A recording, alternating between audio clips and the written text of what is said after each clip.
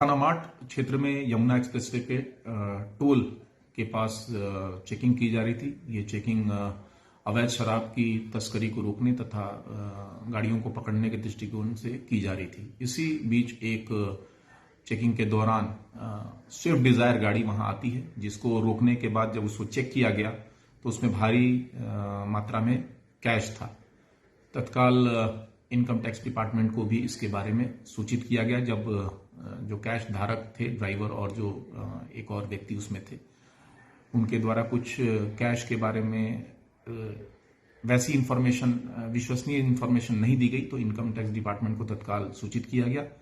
Department के द्वारा cash को चेक किया गया। चेक करने के बाद उसको पुलिस कस्टडी में दिया गया है, क्योंकि उनके द्वारा भी जो रिपोर्ट दी गई उसमें यह बताया गया कि कोई भी वैसा प्रमाण कैश धारक नहीं दे पाए जिससे कि उसकी ओनरशिप क्लियर हो सके और उसकी वैलिडिटी क्लियर हो सके।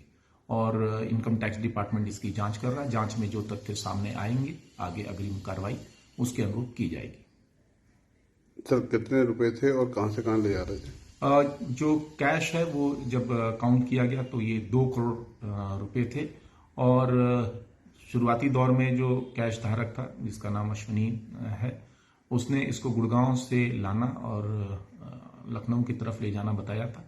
बट कोई भी वैसा पुष्टिकारक उनके पास इस चीज का प्रमाण नहीं था। जैसा मैंने बताया, इन्हीं सब तथ्यों की जांच इनकम टैक्स डिपार्टमेंट कर रहा है और जब तक उनकी जांच पूरी नहीं होती है, उनके द्वारा एसएचओ को पत्र लिख के बताया गया कि इसको सेफ कस्टडी में रखा जाए।